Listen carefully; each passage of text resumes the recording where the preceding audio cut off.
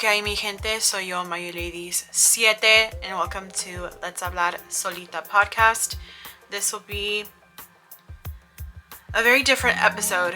I'm going to be talking about closure. I'm going to be talking about something very personal to me, something I didn't really want to talk about, but because of technical difficulties, I am not able to release the episode of Primitas Bougie for Let's Hablar Solita podcast. So, I mean, we gotta do what we gotta do, right? Today is a very emotional day for me. So I'm gonna try not to cry. I'm gonna try to be strong. I'm gonna try to be a force that I know I can be when it comes to this topic. Bear with me if I cry, that's okay. If I get emotional, that's okay. It's not necessarily that I am weak or that I'm trying to get someone to feel sorry for me. It is just me talking about what I want to talk about. So today's episode is going to be named A la Perdida. A la Perdida means lost feather.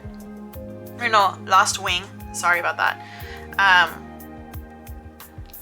And the reason why is feathers and wings have a very deep meaning for me. Today is my tío Tony's birthday, en paz descanse. So if I look puffy in my face, it's because I've been crying.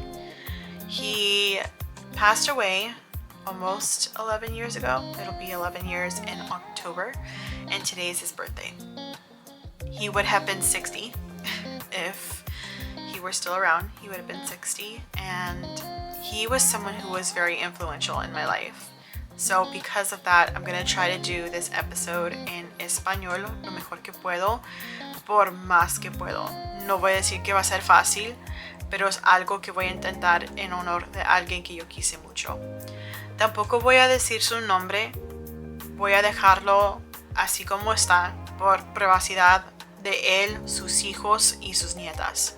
Porque es una persona que para mí tuvo mucho valor, alguien que yo apreciaba mucho, que yo estimaba mucho, y alguien que de verdad dejó un impacto a muchos que él conoció y que tuvieron el privilegio para poder aprender algo. En la vida pasan muchas cosas, hay mucho aprendizaje que sucede, hay mucho experiencias que pueden cambiar el pensar de alguien, ¿verdad?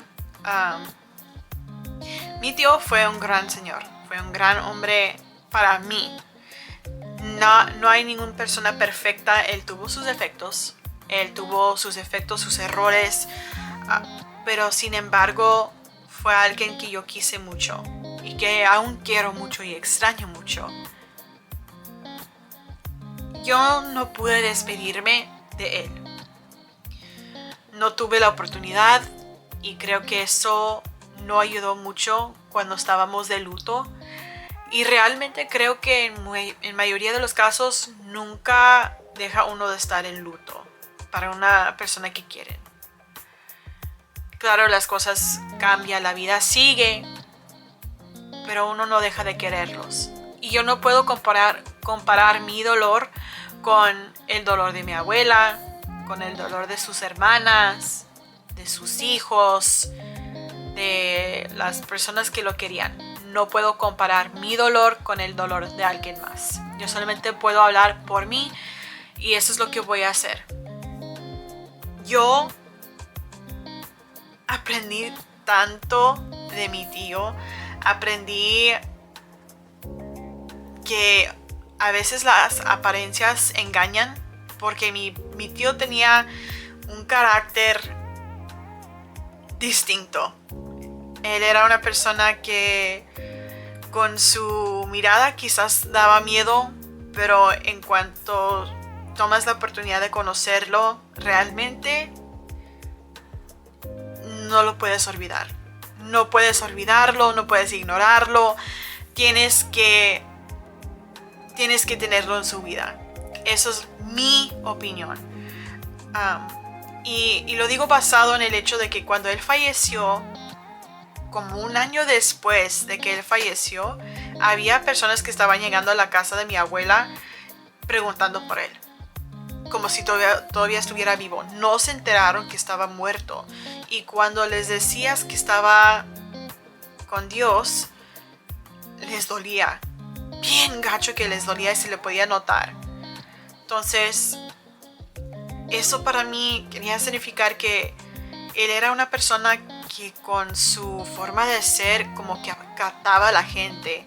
Les tenía como algo que les dejó impactados, donde querían tener más comunicación con él.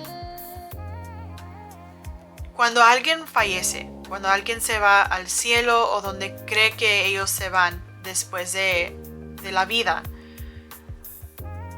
hay algo que se llama consuelo, closure. Consuelo es algo que todos queremos. Queremos consolarnos, queremos que alguien nos dice que todo va a estar bien. Queremos consuelo y no siempre lo obtengamos. Antes de fallecer, mi tío me dijo que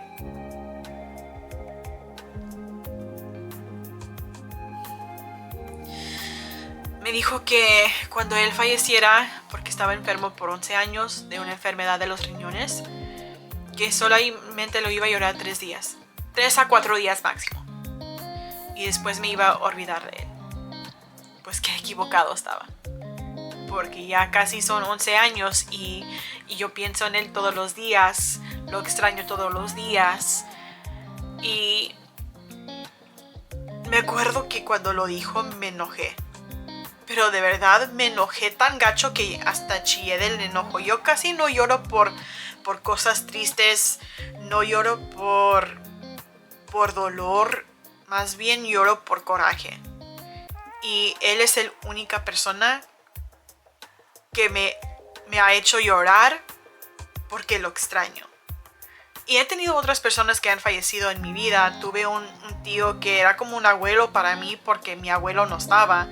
Y él lo decía tío Santa Claus porque tenía una barba blanca y ojos azules y parecía como Santa Claus. So yo le decía tío Santa Claus. Él falleció cuando yo tenía como 15 años y aunque yo lo quería mucho, no lo lloro. Lo quiero mucho y no quiero que mi familia piense que no lo aprecié. Sí lo aprecié, lo quise mucho, pero no me da el mismo sentido de dolor. No sé si es porque pasé tiempo con él, pero menos tiempo que con mi tío, que él se convirtió en nuestro ángel, en nuestro ala perdida.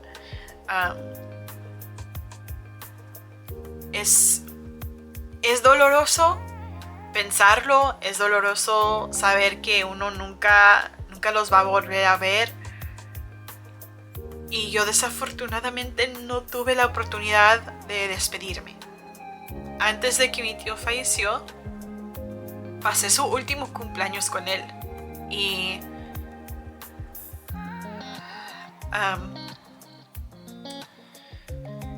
después de ese vacación tan bonito que pasé con él, ya me iba a regresar yo a mi casa con mis papás. Y al lugar de decir adiós, dije nos vemos para mi cumple de 21 años para que tú me compras una piña colada. Es lo que le dije. Yo jamás pensé que no iba a llegar ese día. No llegó. Él falleció en octubre.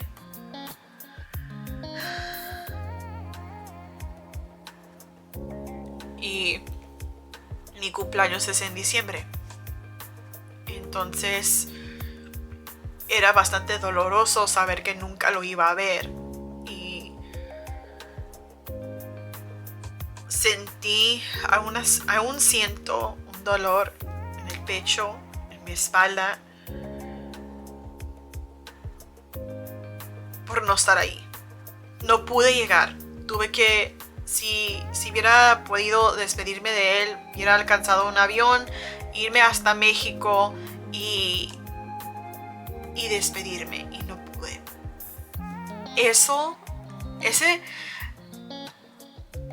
eso es algo que yo realmente me arrepiento de no haber estado allí en ese momento para decirle tanto lo que él significaba para mí y cuánto lo quiero. Eso lo voy a llevar en el pecho por siempre. Lo llevo aquí adentro. Y yo sé que no es bueno. Muchas personas dicen déjalo descansar en paz, que él quizás no quisiera que tú estuvieras allí, todo pasa por algo. Yo sé, pero como le digas a una persona que tanto lo quería, que pues no resultó, no se pudo hacer. No lo convenzas, nunca lo vas a convencer realmente que ellos pues no les tocaba. Porque para esa persona siempre van a querer devolver el tiempo para atrás para poder despedirse de esa persona. Y eso es algo que yo quisiera es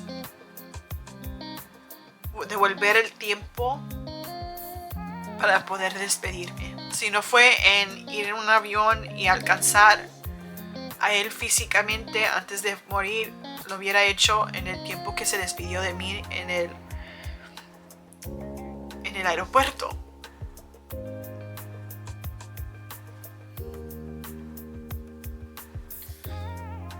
Pero no pude. Y no puedo. Tengo que seguir viviendo. Y es algo que la gente dice, la vida sigue. Sí sigue. La vida sí sigue. Pero quien se atrasa somos nosotros. Nosotros nos devolvemos porque queremos tener ese momento por lo menos 5 minutos más. 10 minutos más. Aunque es doloroso, queremos recordar a esa persona por unos minutitos más. Y no se puede. La gente dice que el luto dura solamente un tiempo. Yo creo que de verdad en el duelo, del dolor, del amor también, uno nunca deja de pensar en esa persona. Aquí hay momentos tristes, felices. Uno tiene que seguir luchando por lo que quieran y por lo que necesitan. Él me enseñó mucho. Voy a hablar de algo que va a ir conjunto con el episodio de Let's Hablar Podcast, Dating Apps, Dating. Porque él me dio el mejor consejo cuando yo estaba chiquita sobre cómo debo de pensar en mí misma. Yo tenía 15 años, era una mocosa de 15 años y me gustaba un muchacho en México, cerca de donde mi tío vivía.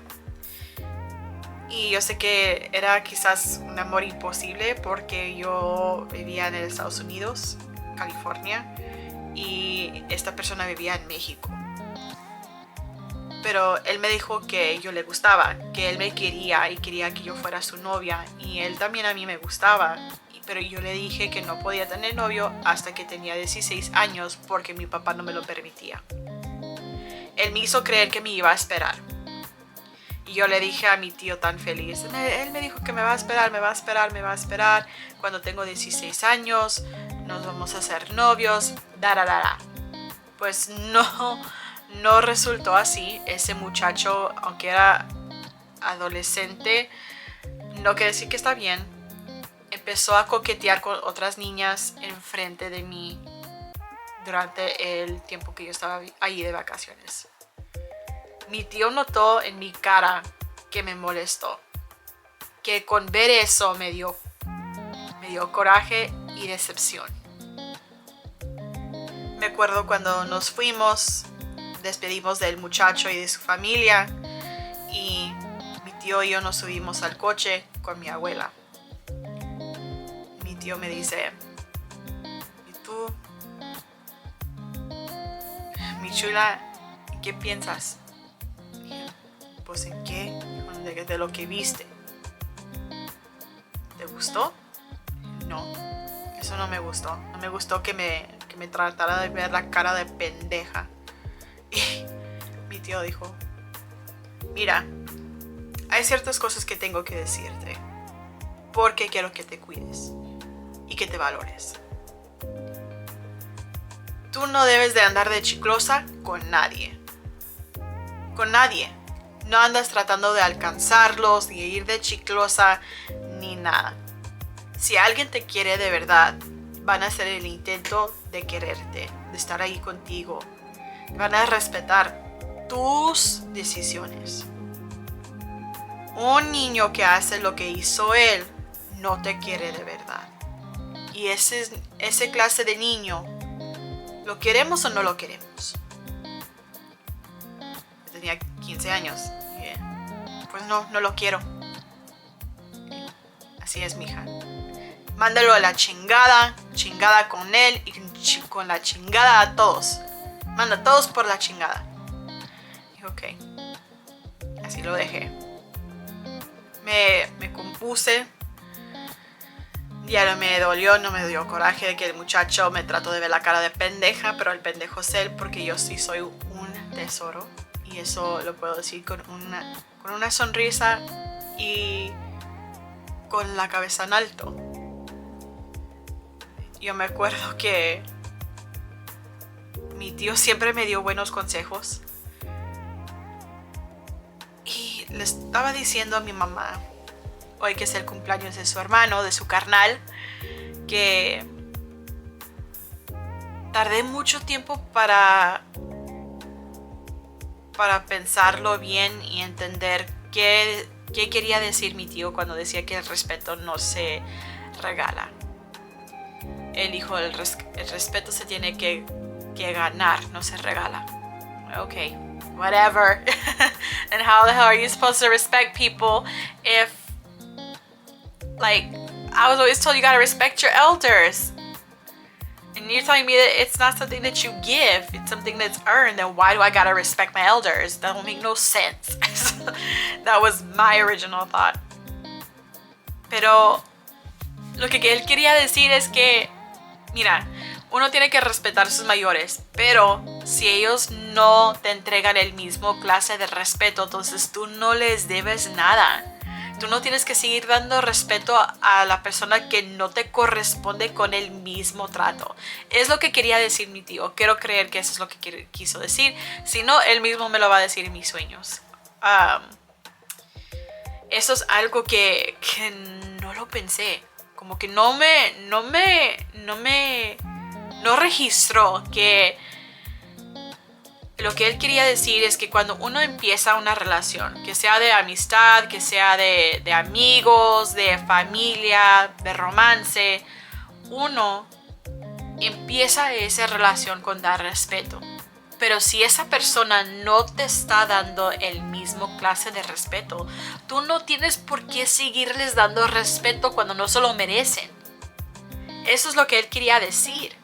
Tardé tanto tiempo para pensarlo y para saber qué quiso decir con eso, que no fue hasta que yo creo que hace 6 años atrás que por fin entendí lo que él quería decir. Y me pongo a pensar en cuántos dichos, en cuántos momentos de sabiduría él me ha dicho cosas y nunca los pensé en la manera que él lo dijo. Y yo sé que muchas personas dicen, pues ya déjalo descansar en paz, que esas cosas él ya no está allí, tú tienes que vivir tu vida. Estoy viviendo mi vida, que te quede claro. Estoy viviendo mi vida por mí. Pero estoy llevando los ejemplos, la sabiduría, los tesoros que él dejó atrás para mí, para poder bendecir a mi familia. Él fue una persona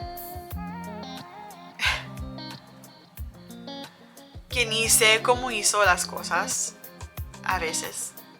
Él podía ver cuando iba a llover, si la nube estaba miles de millas de lejos, él sabía que iba a llover y cuándo. Él sabía cuando alguien estaba embarazada, nomás con mirarla, ni siquiera tenía que tener la barriga bien grande ni nada. Él ya sabía desde un instante.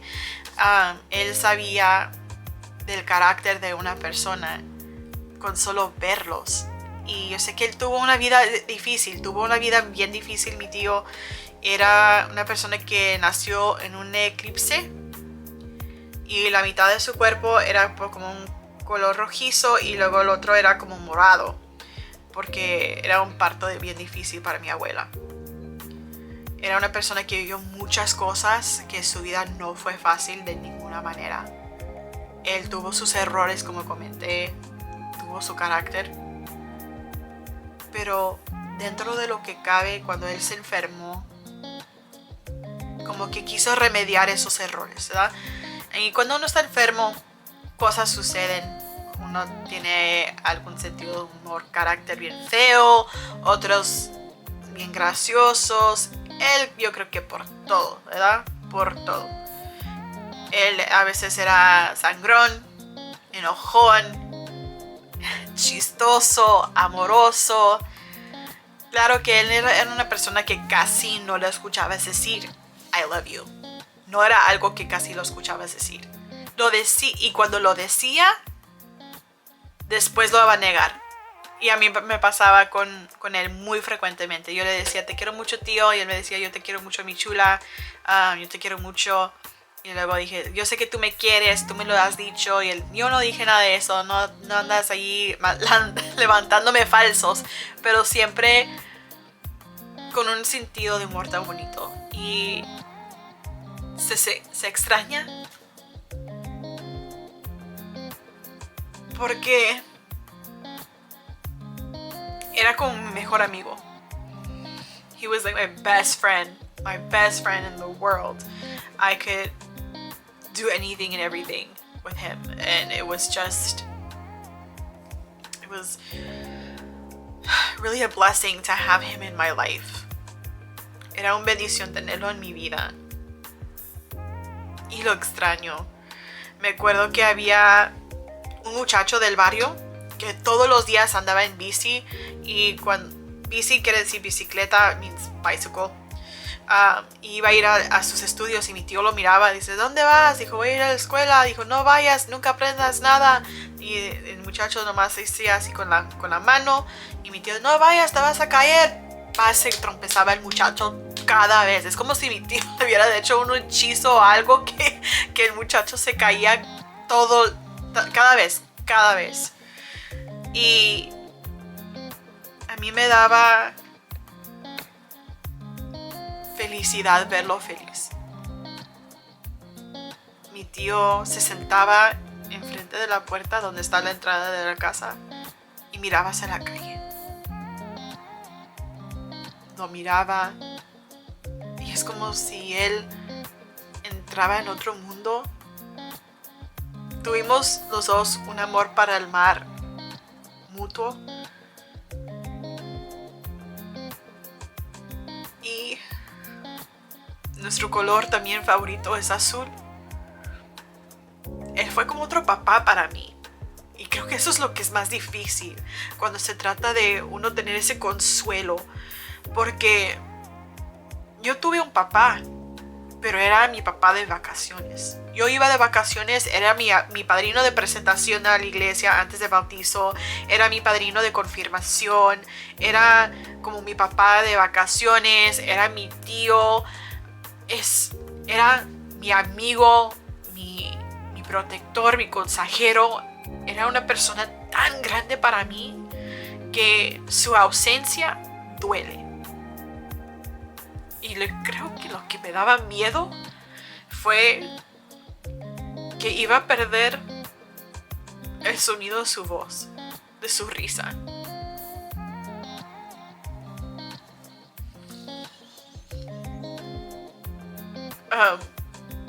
Eso es lo que a mí me daba miedo, es que yo iba a perder el sonido de su voz, su sonrisa, su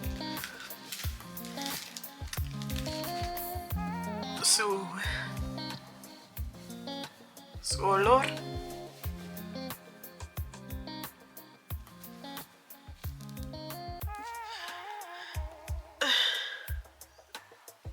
I was doing so well, but ese es mi miedo. Porque aún siento que ya se me está yendo la voz de él. Y es algo que yo no quería perder. Porque yo estaba tan conectada a él que siento yo que si pierdo su voz, como que voy a perder el todo. Y no es la realidad, pero es lo que siente uno. Entonces me da miedo. Y me hubiera gustado si algún día yo tuviera hijos, que él estuviera vivo y que podía enseñar a mis hijos lo que me enseñó a mí. Yo me acuerdo cuando estaba chiquita, me compraron una bicicleta para estar allá de vacaciones y él me ayudaba con mi bicicleta. Él fue uno de los primeros en darme una lección de manejar, conducir coche. Y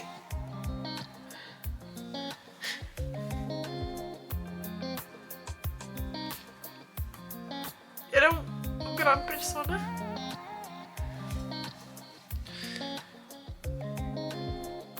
Y yo sé que ya estaba libre de dolor y eso a mí me da mucho gusto, que está libre de dolor, pero ¿cómo nosotros dejamos de sentir tanto a una persona? No entiendo a la gente que no sabe ese sentido. Dice, pues ya falleció, ¿ya qué? Entonces tú no tienes corazón, güey. Porque si tú no sientes a esa persona y tú no los extrañas, no sé, nunca los quisiste, ¿o qué? Porque para mí, yo los quise mucho. Incluso todavía tengo su perfume. Yo a escondidas de mi grandma me llevé su perfume. Porque para mí, yo quería olerlo. You know what I mean? I wanted to smell him. And I know that sounds so dumb and so gross. But that's what I wanted to do. I wanted to be able to feel like he was there. And I even told my dad that one time. I was like, I don't care. You could sell the house. You could sell everything in this house. Everything can get sold. Nothing can get left to me. The only thing that I would ever take is your colognes and your guayaberas. That's the only thing I want. And out of my mom too, like my mom has an autoimmune illness, like I don't care about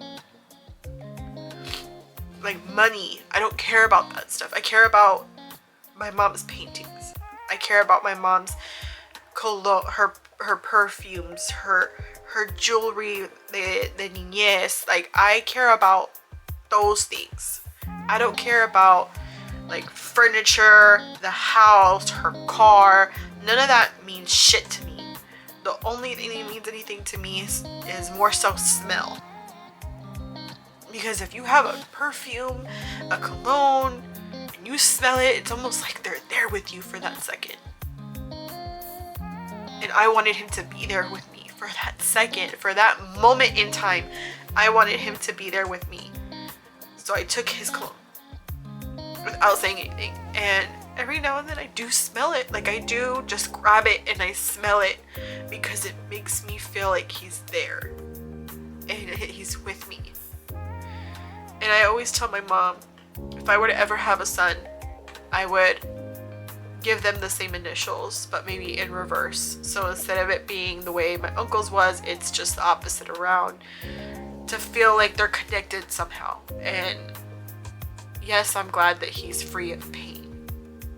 Yes, I'm glad that he's with my grandfather who passed away. I'm glad that he's with his family members. I'm glad that he's, above all, being able to watch over his children, his granddaughters, and it's not so much for me.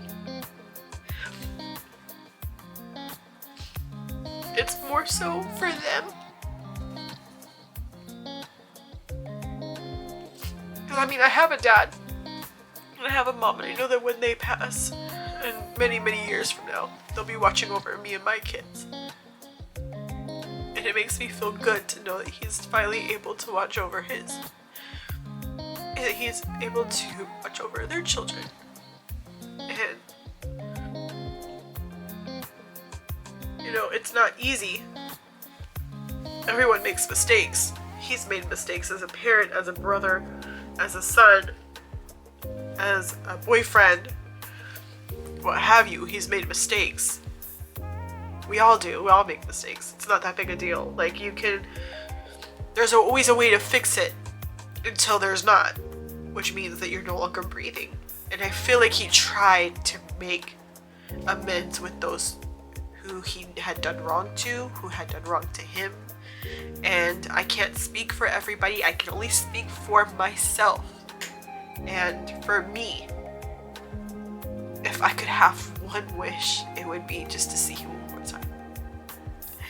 If I could have one wish just to see him one more time, I would say I love you. And that I love you like a father. And I'm thankful for you.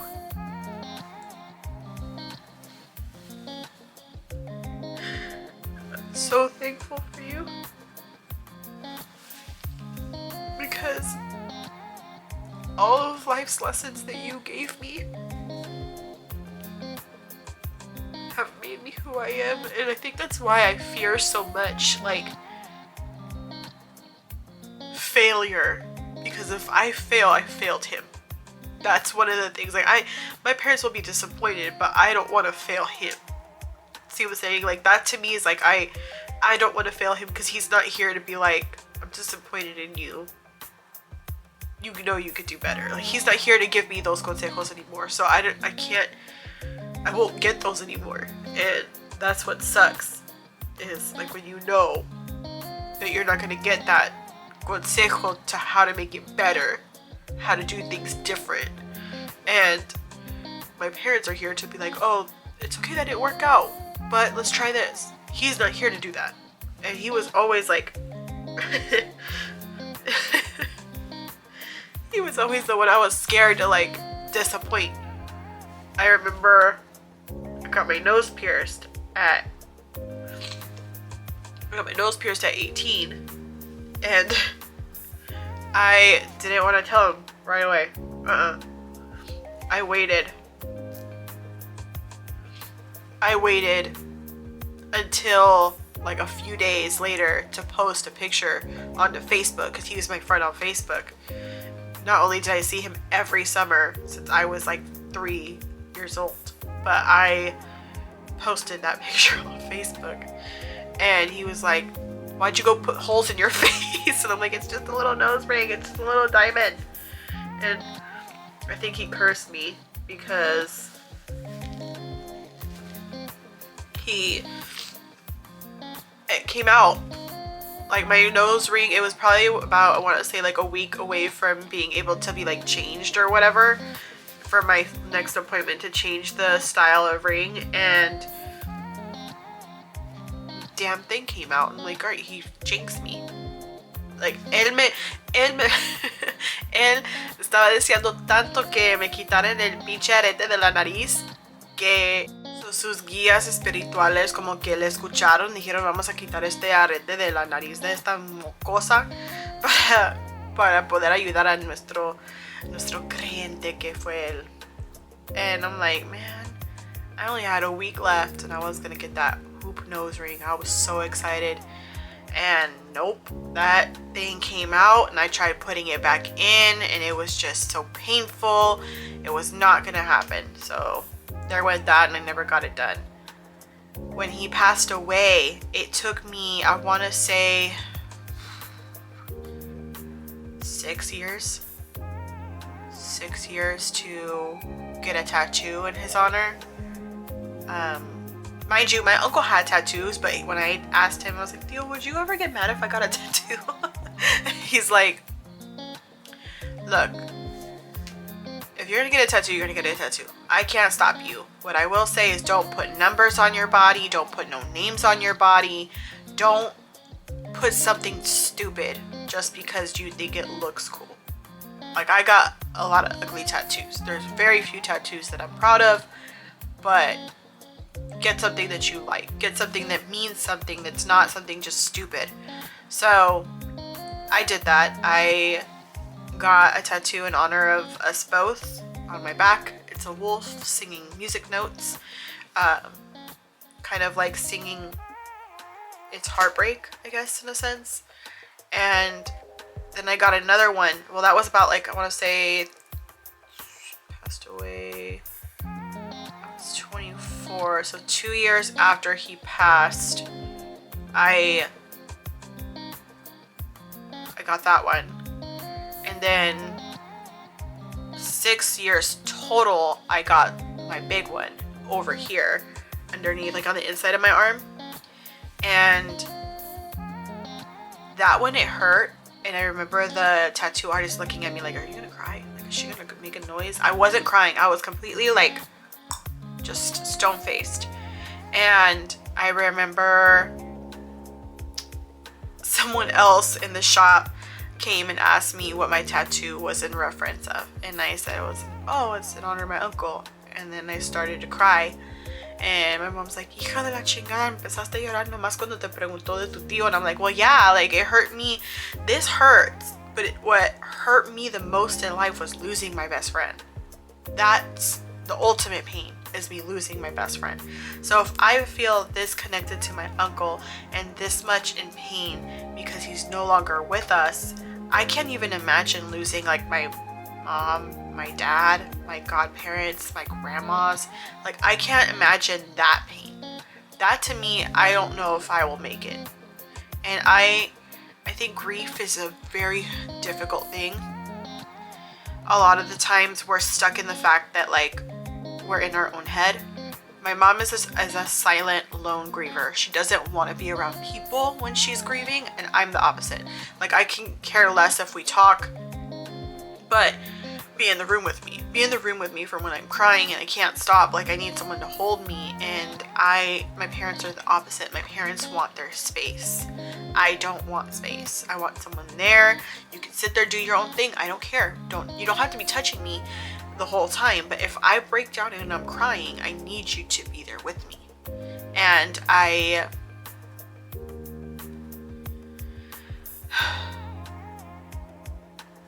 truly, truly, truly, truly think that grief isn't something that just happens in the moment. It's not something que dura 8 días. It's not something that you do once and that's it.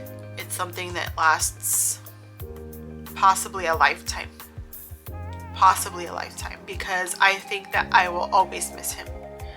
I am always going to get emotional when it's his birthday. I'm always going to get emotional when it's his anniversary. Like, those things are always just going to happen. And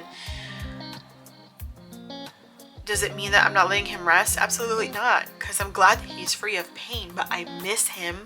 I want him here. I listened to this song called I Wish Heaven Had a Phone by official DJ Aaron. I think that's his name.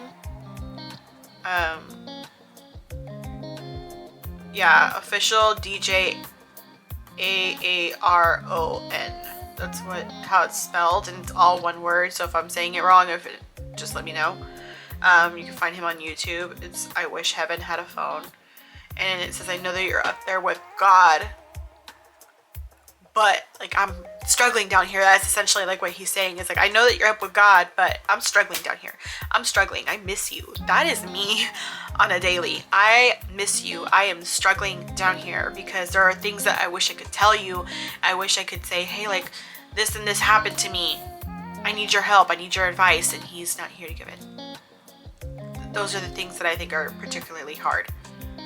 I know I switched. I went from almost full-on Spanish to now English, but it's por eso se llama Let's Hablar Solita podcast, because I do speak Spanglish. It's something that my brain pretty frequently transitions into, so it's just a little hard, I think, for me during this time of year. And I know tomorrow, it's not going to be any easier for me tomorrow just because it's not his birthday tomorrow. Like, no, it's going to be hard.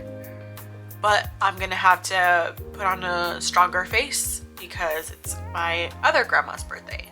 So my dad's mom, not my mom's mom, not my uncle's mom. It's my other grandma's birthday. So I'm going to have to kind of like suck it up, you know, like just be who I am and be what I need to be so that way everyone else can be good and can be happy. But it's not easy. It's definitely not easy. You never stop missing somebody. Grief never stops. Estar en un momento de luto nunca pasa. El tiempo sigue. Life continues. Time continues. But those memories don't go. That feeling doesn't stop. It may get a little bit lighter. But then other stuff comes into existence, like I was saying, like I'm afraid I'm gonna forget his voice, his laugh, his smile, like those things I'm afraid to forget. And I think that a lot of people do forget them. I don't want to remember the bad stuff. I want to remember the good stuff. I want to remember him telling me that he wanted to go get his Mac Trio. He wanted to go get his Mac Trio for McDonald's and to send him money. I want him to be like, tell your mom to get my Converse. And you know what kind of Converse I want. Okay. I want him to be like, vamos al río, vamos a la playa, vamos a estar ahí para comernos un cóctel de camarón. Like, I want to hear those things again. I want to go to Mexico and be able to see him. I just want to be with him. And I remember after he passed, I didn't think I was gonna do it, and I had always said I was gonna go study at least something in Mexico just for a semester to be with him. And I auditioned for La Yuba, and I got the #1 spot. And then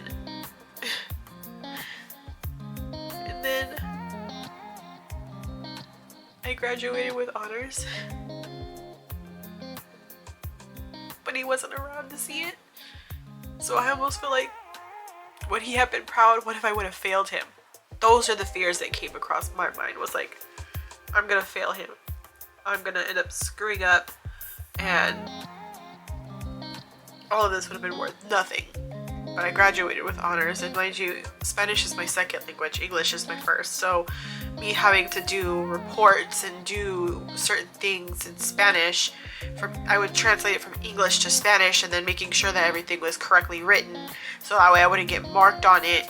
And I still graduated with honors because I did not want to fail him. That was something that I said to myself. I wasn't going to fail him. And I passed.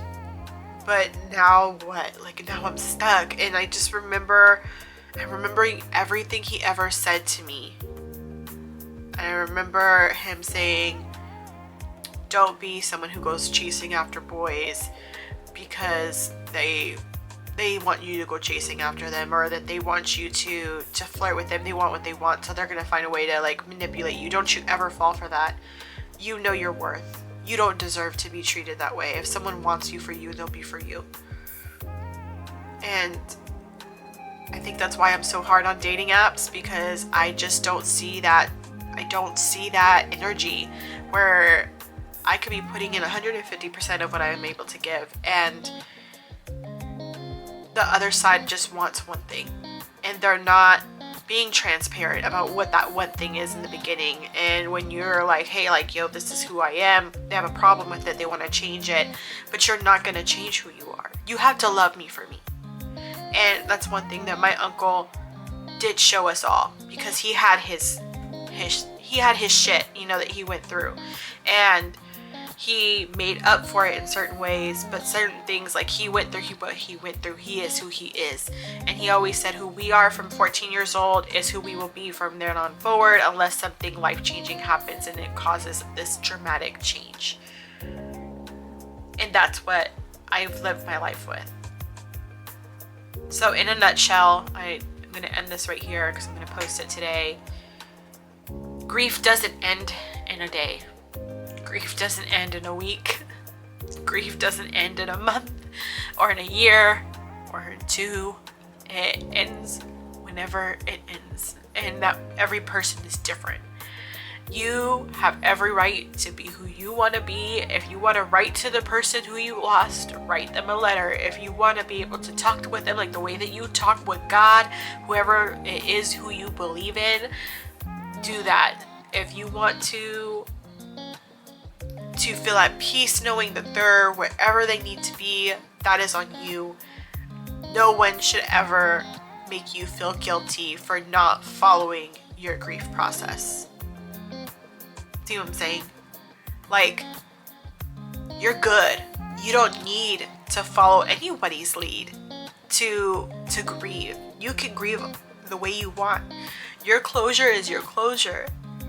I don't think I will ever get the closure that I need. I don't think that that's something that's for me.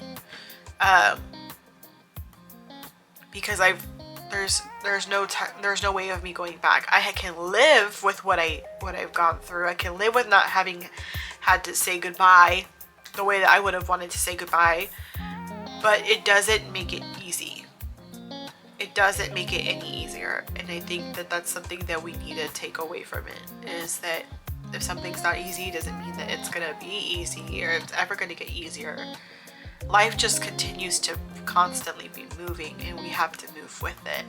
And I know that wherever my uncle is, he knows that I love him. He knows that I miss him.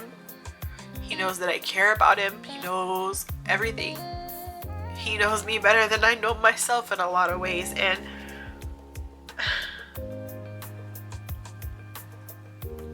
I'm just thankful for him. I'm thankful that he was in my life and gave me those life lessons, that he taught me how to drive in Mexico. He taught me how to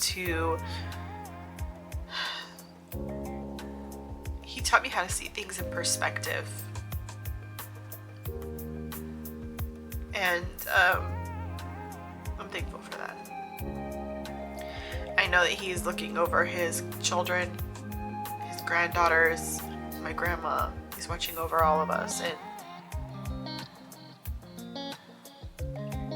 I just feel this episode is for you. You are the lost wing of my life, and I am grateful for you. I love you, and what I want this to be about is not just me crying. It has nothing to do with that. It has to do with you living your grief, getting your closure the way that best suits your life. So if you need closure, make sure that nothing doesn't get left unsaid. So if you have somebody who you approached in a certain way and you felt like something was left to be said, say it. If you love somebody, tell them that you love them. If you care about somebody, tell them that you care. Show them that you care. If you are angry with somebody, tell them that you're mad. Tell them that you're sad. Tell them while you can, because tomorrow is not promised. There's no guarantee that you'll get that opportunity tomorrow to say what you need to say, to feel how you need to feel, and to grieve the way that you need to grieve, whether it be somebody who actually passed away or maybe a relationship or opportunity canceled. Like, you just have to really, really, really take advantage of those opportunities and leave no words unsaid, no sentiment unspoken. It is important to do that. That is what I've learned in this process for myself, is I don't want to leave things unsaid. I want to tell people how I feel. I want to tell people what my feelings are. I want to tell them how much I love them in the moment that I do that. And I think that little by little, I will be able to do that with the right people. And it's because I learned that experience from my uncle's passing. I learn now not to just leave things unfinished. And I really hope that you all do too. I hope that whoever you need to reach out to, that you do, and that you say, hey, look, I just need to get this off my chest. Like, I just need closure. I don't know about you. You don't have to respond to me, but I gotta say this. I gotta get it off my chest, and do that, because you will feel so much lighter in life by doing that. And I think that that's the thing that we all struggle with, is like, how do I help me feel better? If you don't even want to say it to them, don't say it to them. Like, write a letter or burn it after. Like, just go ahead and do you. Do what you need to do for you. It's important for you to make sure that nothing gets left unspoken.